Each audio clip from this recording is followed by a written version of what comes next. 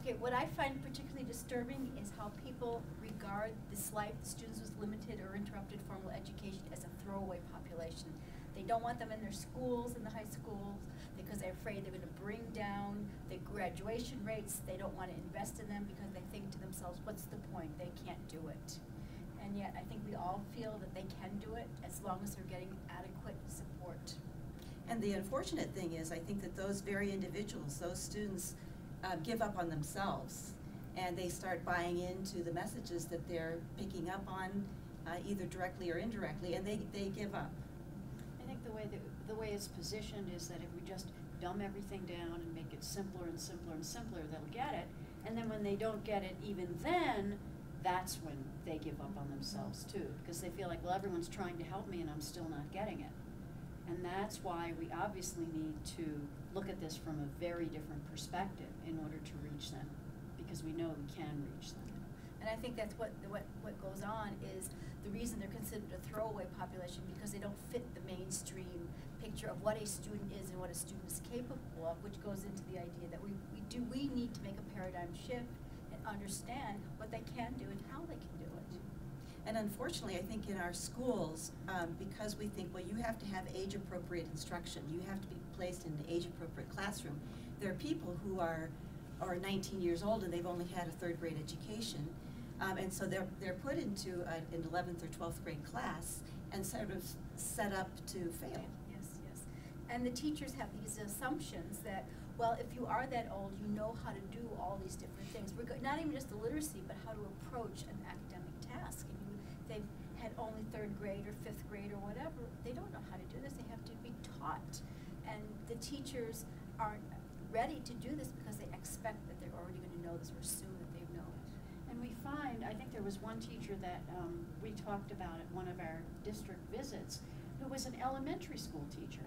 And she wasn't afraid to approach it by filling the walls with all kinds of supports and welcoming the students by having a real relationship with them, because she was familiar with that way of approaching learning because of her younger students. But she didn't treat them as if they were her younger students. And that was the key, was she did a lot of the strategies you do with young children, young students, learning how to become learners, but you don't treat them as, or dumb down the material, or talk down to them.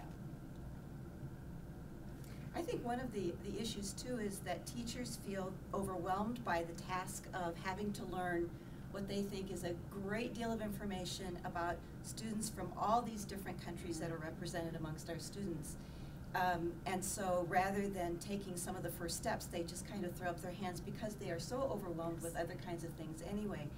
And from my perspective, I really do appreciate that position, and I know that it does take a lot of time to learn specifically about, for example, the schooling backgrounds of students from Somalia versus those from Sudan versus those who are Burmese and so forth.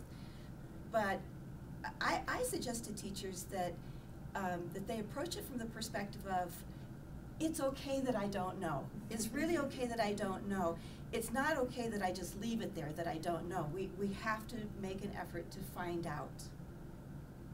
Right, and I think in addition to finding out about their culture, we need to take a look at what their assumptions are about learning that might be different from our assumptions. You know, typically you hear these cultural differences, oh, don't look at someone in the eye and that sort of thing. Yeah.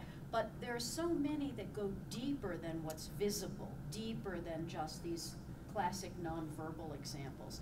And that has to do with what is the role of the learner, what is the role of the teacher, what's going to happen in the classroom. And if everything that happens in the classroom is different from what you're used to and different from what you expect, it doesn't matter if the language is comprehensible to you, or even if the content is familiar to you. If it's being presented to you in a way that doesn't make you comfortable, like raise your hand and give an answer might not be something that they're familiar with. It might not, and they might feel as though the teacher is supposed to welcome them to speak as opposed to just saying who has the answer, because they wouldn't be the one to raise their hand.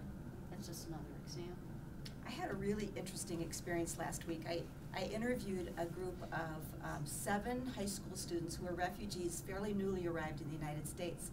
And I was just asking them simple questions about what's school like in your country. And when we got to discipline, they started telling me about caning, C-A-N-I-N-G, caning. And you know, it kind of took me by surprise because I wasn't expecting them to give me this elaborate report on how caning is administered and why it's administered and that kind of thing. But the interesting part of this discussion was that it turned out not to be so much a discussion about caning. It turned out to be a discussion about the role of the teacher and the absolute authority and dominance of the teacher. Because what they were saying was, actually we don't mind being caned so much. Of course it hurts, but we take it as an indication that the teacher is trying to teach us right from wrong. Yes. And that the teacher cares about us enough to mete out this really clear and kind of harsh punishment. And going along with that, I've worked with Chinese teachers who then tell me one of the things that they find that their students, this, looking at Chinatown, and that the American Chinese, or Chinese Americans I should say, that they find so difficult. They're here and they don't understand. They come here and they don't understand what is the role of the teacher because there's no clear demarcation, you and us, and they don't know what to do. So they end up misbehaving from within the American perspective and also from the Chinese perspective because they can't see what am I, what is my role, what is the teacher's role. From their perspective, it looks chaotic, and they think this is not really supportive of my learning. I can't learn in this kind of environment.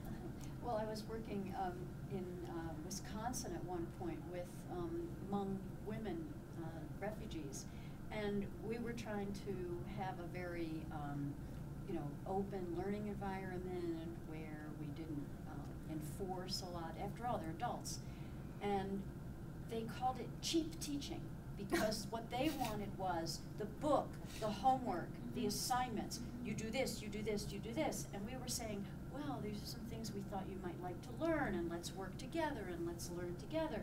And no, you know, on the table, go, teach us, you teach us. Because we learn, you know, us. You're supposed you tell us, you tell us. On the other hand, I had another Hmong student, now this was a young man in a college program actually. He had gone to our pre-college program and then was in our ESL program. And I give out a questionnaire halfway through the course, and I say, what do you like best about the class?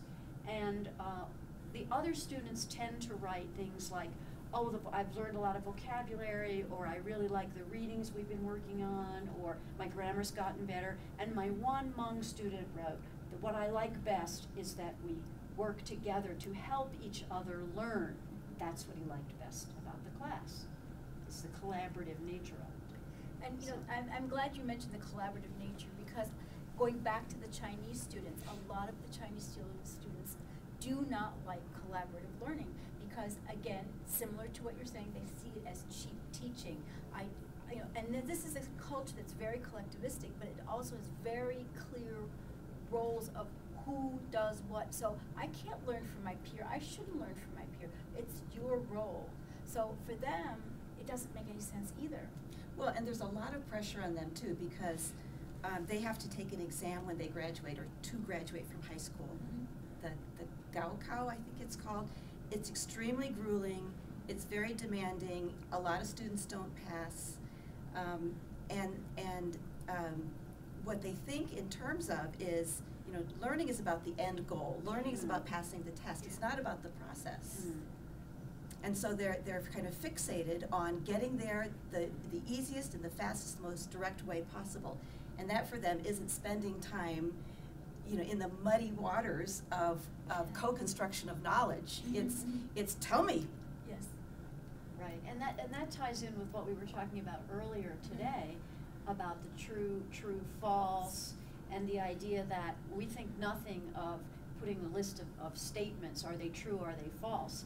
But many of these students feel like, why are we even talking about it if it might be false? In school, you want to talk about what's true.